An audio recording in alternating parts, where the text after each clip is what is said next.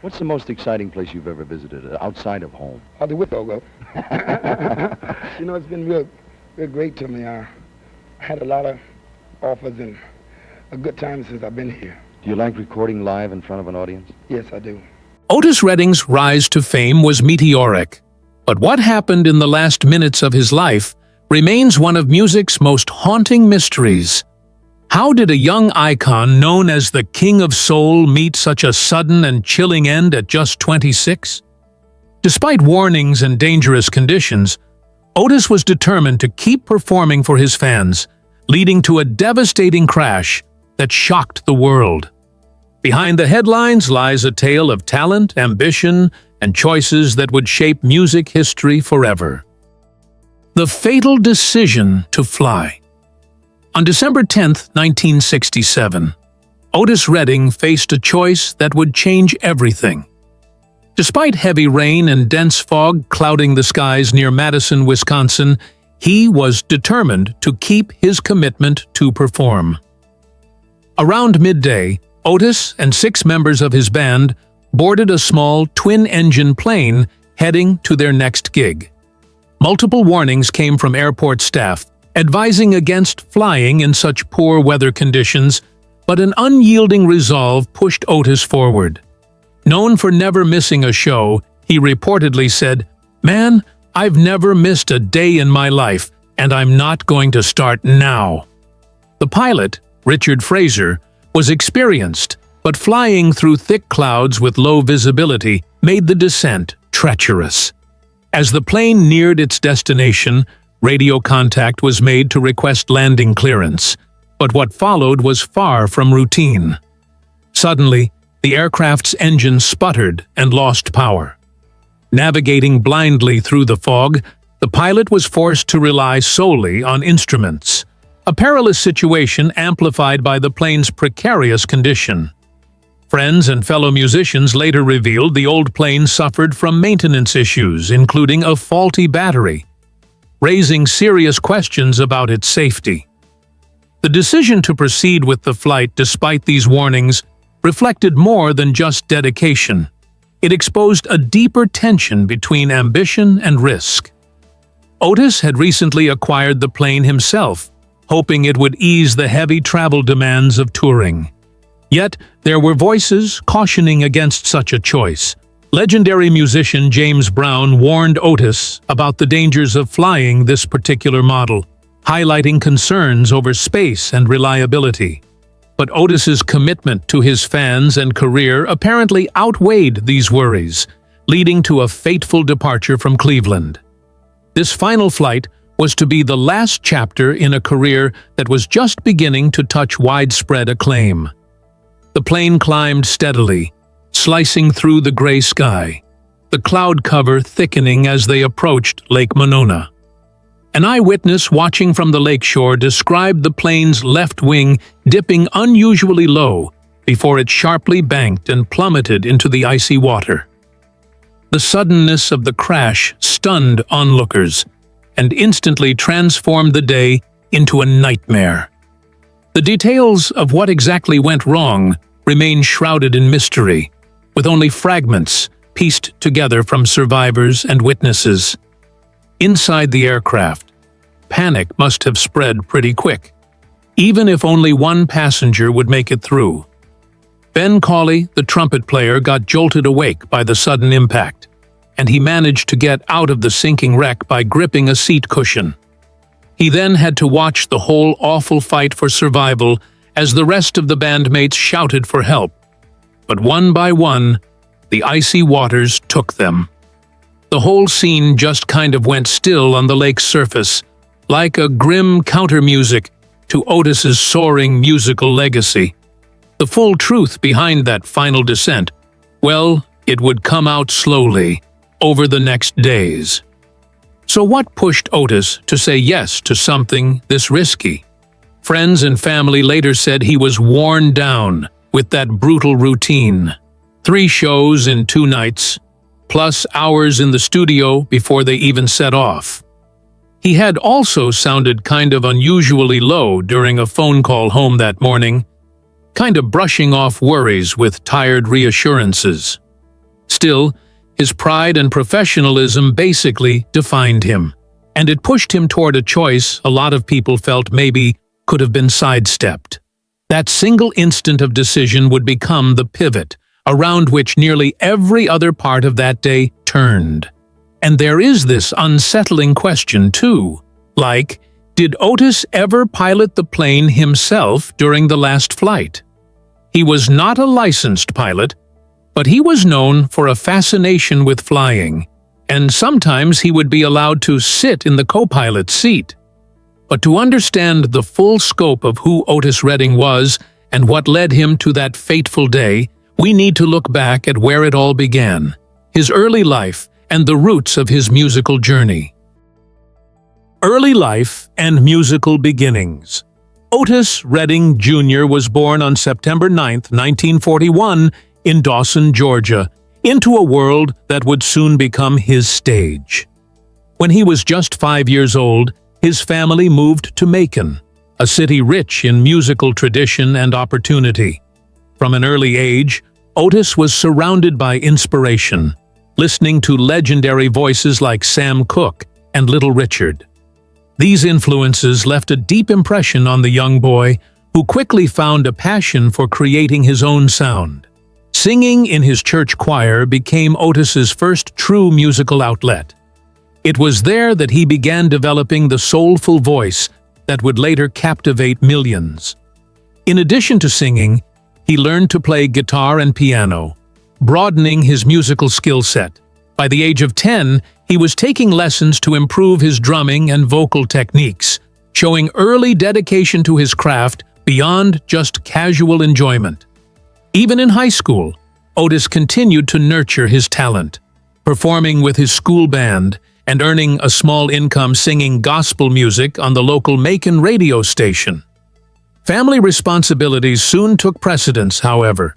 At age 15, Otis's father fell seriously ill from tuberculosis, forcing Otis to leave school and take on various odd jobs to support his family. He worked digging wells and other physical labor during the day while continuing to chase music in his spare time. His persistence paid off when he joined a local band called the Upsetters, known for their connection to Little Richard, one of Otis's early idols. These experiences steeled his resolve and gave him invaluable exposure to live performance. In 1958, when he was only 17, Otis took this kind of bold step by signing up for a local talent show called The Teenage Party, ran by disc jockey Hamp Swain. He went on and performed Heebie-Jeebies by Little Richard. That moment seemed to grab guitarist Johnny Jenkins, who then came in to back him right there during the contest. After that, the whole thing turned into a run of wins, 15 weeks straight, which brought him a modest prize. But honestly, more than that, it just spread his name around town. Somewhere in all that noise, he met Zelma Atwood, and later she became his wife, and then his lifelong partner too. By 1960, Otis and Zelma were married, and they started their family pretty fast. Their first child arrived not long before the wedding, so the timeline was a little weird, but they made it work. Still, even with all that home life pulling on him, his ambitions kept tugging him toward something bigger. He made the difficult call to leave Macon for Los Angeles because he wanted to reach the wider music market. In LA, he cut his first singles and then signed with Stax Records, and that label basically became the springboard for his breakout. Then came this heartfelt ballad, These Arms of Mine, and it was written by Otis himself. That track, with its real emotional weight, started putting him in the spotlight as a serious new voice in soul. When it did well on the R&B charts in 1963, it carried him far past regional attention, and it proved he wasn't just a performer with good timing. He was also someone with depth, and you could hear it. He became known for energetic studio work and for the songwriting partnership with Steve Cropper, which helped define the soul sound for a new generation, sharp, vivid, and also deeply personal. That legend would soon break through even harder capturing listeners far beyond the South. Breakthrough and growing fame. Otis Redding's breakthrough was not a sudden explosion, but a steady climb fueled by talent and tenacity. After signing with Stax Records, his career gained momentum with a series of singles that connected deeply with audiences. Songs like These Arms of Mine reflected his soulful style and emotional honesty, quickly making waves on the R&B charts. Critics and fans alike noted his rare ability to blend raw power with heartfelt vulnerability.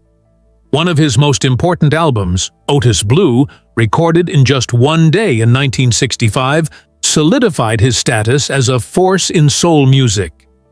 The album showcased his songwriting skills and vocal range, while his collaboration with producer Steve Cropper offered a fresh, straightforward sound that was both polished and deeply felt. This record was described at the time as a masterpiece, earning Otis widespread recognition beyond the traditional rhythm and blues audience. Otis's live performances also contributed heavily to his rising fame. Known for high-energy shows that brought raw emotion to every stage, he captivated audiences in small southern venues and prestigious clubs alike. His band, the Bar-Kays, added intensity and drive that complemented Otis's voice, creating an unforgettable experience. His ability to connect with both black and white audiences became evident as his tours expanded north and even overseas. A kind of defining moment showed up in 1967 at the Monterey Pop Festival, where Otis went on stage in front of a mostly white crowd for the first time, and somehow it felt like a door swinging open. His impassioned delivery, plus that very commanding stage presence, sort of melted barriers and pulled him toward a bigger national audience, not just the usual circles. He ended his set with "Try a Little Tenderness," and then, instead of a neat little finale, he kinda improvised a farewell chorus that sounded both sweet and uneasy, like he was peeking at something he couldn't quite name. "I gotta go, y'all, but I don't want to go." So it was a bittersweet closing moment, yeah, for a performance that sat right on the edge of major mainstream momentum. Even while his star kept climbing, Otis kept writing and recording, constantly nudging the limits of what his sound could do. He took on conventions in a way that felt almost stubborn. Songs like Sitting on the Dock of the Bay, which he recorded only days before his death. At first, there was skepticism from his label and even within his family circle, but later it turned into a posthumous #1 hit, and one of those timeless soul classics that keeps showing up forever in conversations.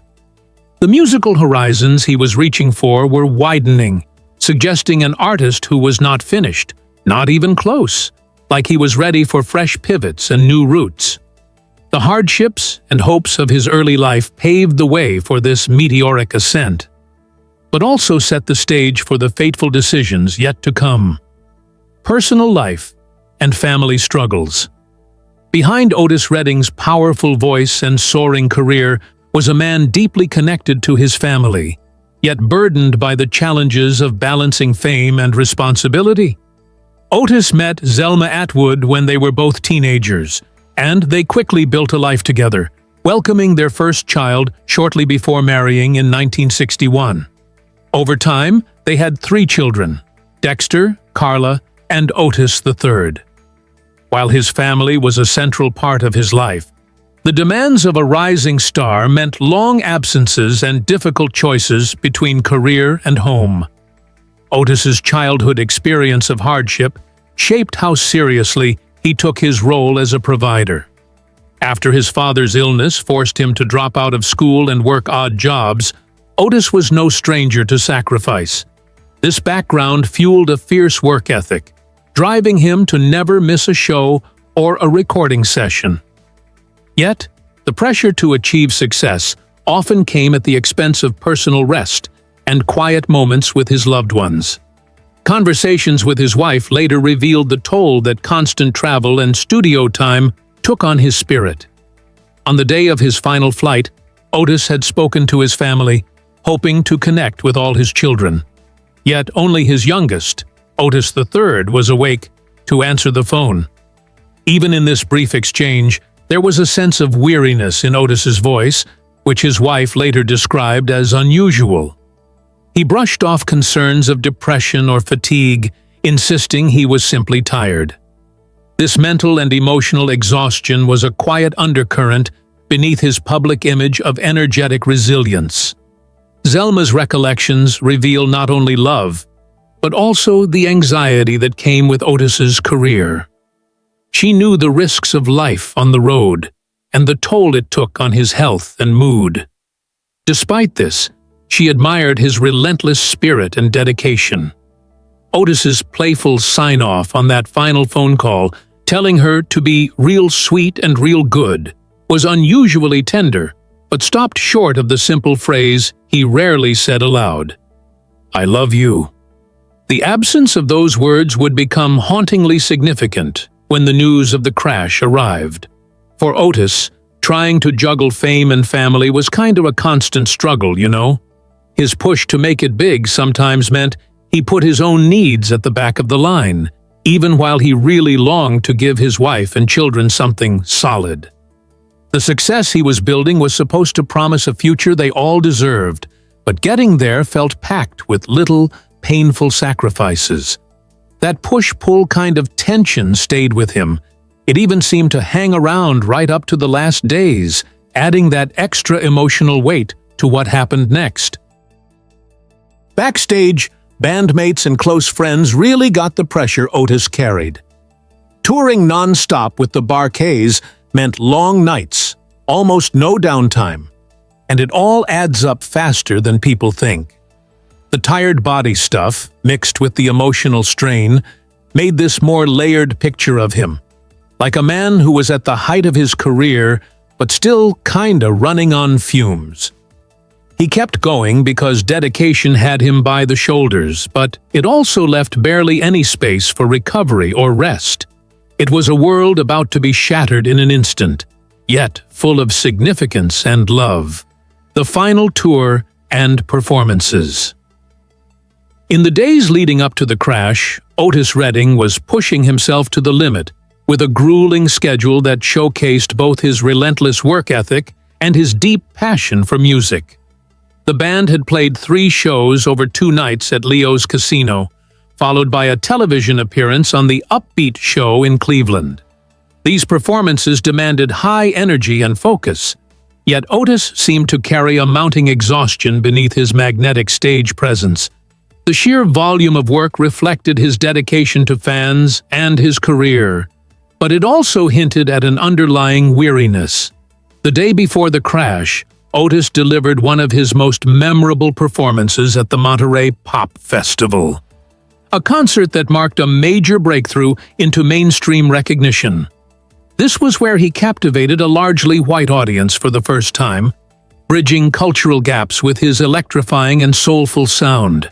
His final song, "Try a Little Tenderness," ended with an improvised farewell line that now echoes with profound irony: "I got to go, y'all, but I don't want to go."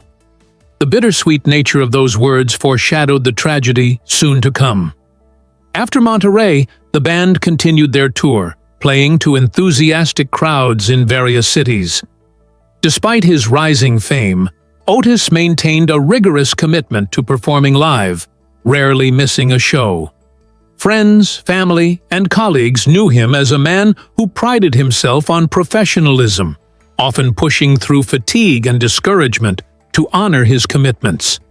This resolve to always perform was a defining trait, but one that carried serious risks when paired with deteriorating health and constant travel. On December 10th, Otis and 5 members of the Bar-Kays boarded his recently purchased twin-engine Beechcraft H-18 plane heading to Madison, Wisconsin for another performance.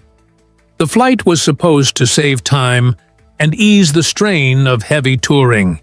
Yet earlier that day, Otis had spoken to his wife and sounded, by her account, more tired and somber than usual.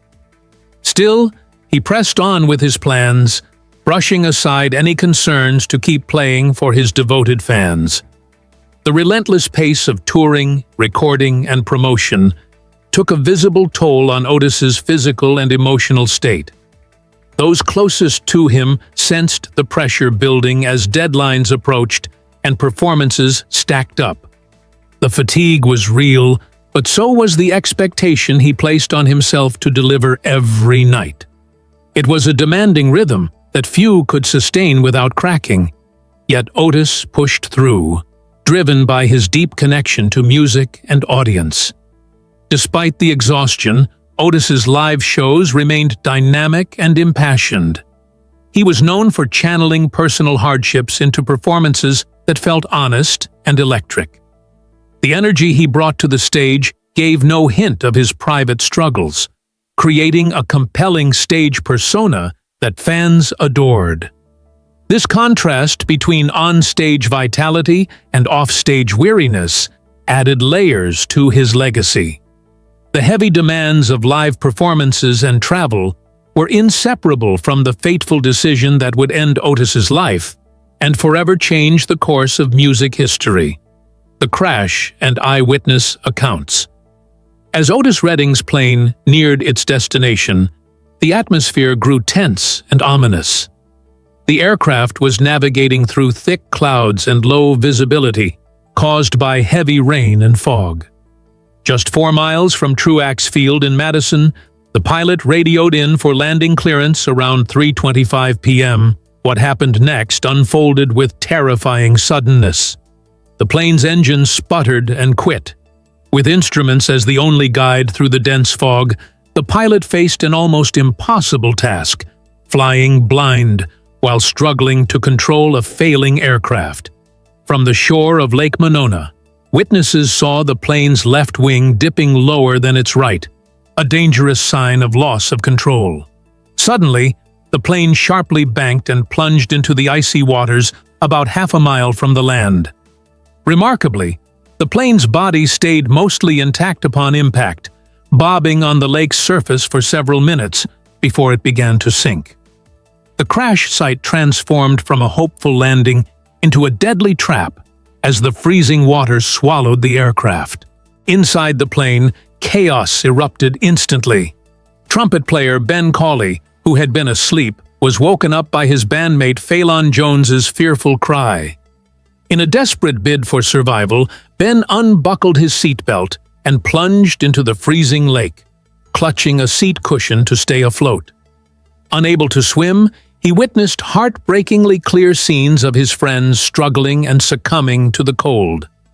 The cries for help echoed hauntingly across the water, only to be silenced one by one. Ben's account is a chilling testimony to the horror of those final moments.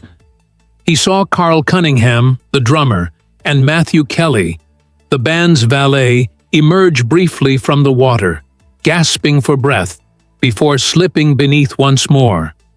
He listened to Ronnie Caldwell, the organist, calling out for help, his voice filled with desperation. Yet the relentless cold and the overwhelming shock claimed them all. The lake became a grave beneath the surface, claiming those who had shared the stage with Otis. Rescue agencies got the alert pretty fast, sort of right away, and they went out on the emergency calls from worried locals. Even though they showed up within minutes, the situation was merciless. Like, the frigid water along with the choppy waves made it really hard to steer or get a proper approach. 17 minutes after the crash, they finally reached the sinking wreck, just barely in time to pull Ben out, but it was too late for the rest who were on board. Pretty soon after that, the plane slid down to the lake's muddy bottom and came to rest at this awkward 45-degree tilt, with its nose buried in silt deep down. Back on shore, word traveled fast, and it kind of froze the fans who had been waiting to start the concert in Madison. A lot of people scattered, hoping, really hoping, that Otis and the others survived the crash. Zelma, Otis's wife, heard from the coroner late that afternoon. A body had been located, tall, wearing a black undershirt. So naturally, they said it was probably guitarist Jimmy King. Zelma didn't buy it. She said the hope was false, because Otis was someone who was known for never wearing underwear, and, on top of that, he was an excellent swimmer. She was convinced he was still alive, and she kept pushing the authorities to keep looking. The terrifying final moments at the lake were just the beginning of the story's painful aftermath, which unfolded in whispers of grief, rescue efforts, and shattered hopes. Aftermath and rescue attempts. Following the crash, rescue efforts became a race against time, weighted by brutal conditions. Emergency responders arrived quickly after locals alerted authorities, but the deep, icy water and bad weather made the operation perilous. Boats struggled against choppy waves as the teams moved cautiously toward the scene of devastation. Every minute was critical, but only one survivor, Ben Cawley, was found clinging to life, suffering from the early stages of frostbite. Ben was taken to the hospital where he was treated for exposure and trauma, his survival a small miracle amid the tremendous loss. In interviews, he recounted the haunting cries for help from his comrades, voices that faded one after another into silence. His awareness of the other's fate came painfully when a police officer told him he was lucky because everyone else had died. The weight of those sobering words contrasted starkly with the raw echo of those final screams he heard in the cold water. As news of the crash rippled out, fans gathered in shock and disbelief. Many who had lined up for the Madison show went home with heavy hearts, clinging to fragile hope that Otis might somehow have survived. For Zelma, those hopes were personal and desperate, but the reality soon became undeniable. The confirmation of Otis's death devastated not only his family but the wider music community, ripe with promise and still chasing fresh dreams. The recovery effort continued under harsh and draining conditions. Divers faced low visibility, dangerous currents, and cold temperatures, prolonging their search over many hours. The plane rested at a sharp angle on the lake floor, its structure mangled and partially torn apart by the impact. The process of retrieving the bodies was slow and somber, each recovery an agonizing confirmation of lives lost too soon. Authorities and the National Transportation Safety Board launched an investigation, but the foggy weather and mechanical failure left the cause unresolved. Speculation swirled around the plane's maintenance issues and the pilot's handling during the difficult approach. Adding complexity was Otis's presence in the cockpit. Whether or not he tried to pilot the aircraft remains a mystery. These unanswered questions lingered, casting a shadow over the tragedy. Friends and fellow musicians struggled to process the sudden loss. James Brown, who had warned Otis about flying the aging plane, expressed deep anguish over the accident. The music world mourned not just a voice lost, but a soul who had redefined the genre. The death of Otis Redding was a hard reminder of the fragility beneath fame's glittering surface. The tragedy closed one chapter, but Otis Redding's influence on soul music and popular culture was just beginning to echo worldwide. Legacy and lasting impact.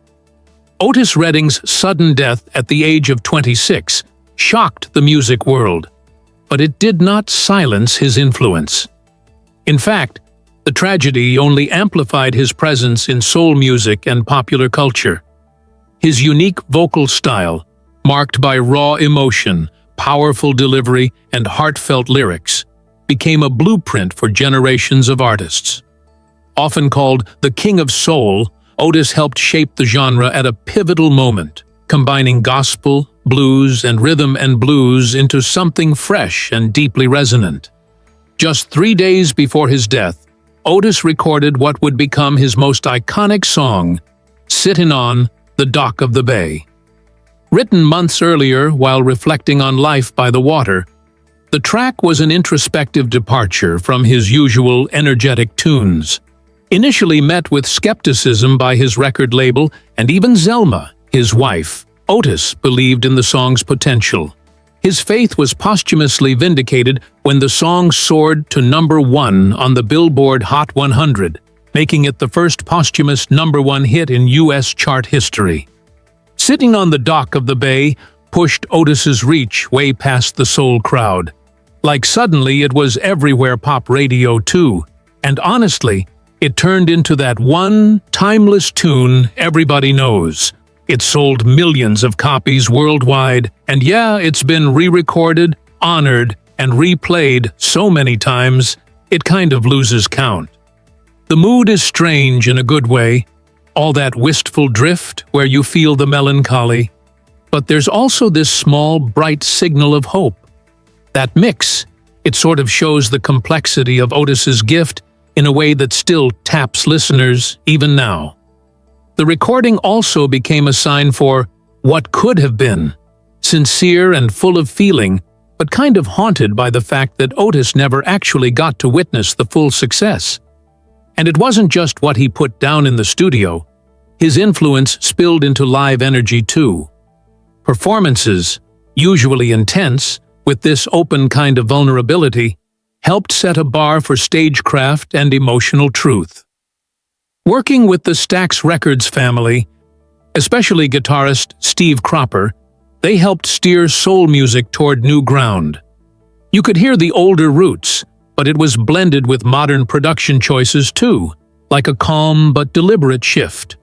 The Otis Blue album still sits there like a real landmark in the genre, and musicians plus critics keep treating it like something you have to respect.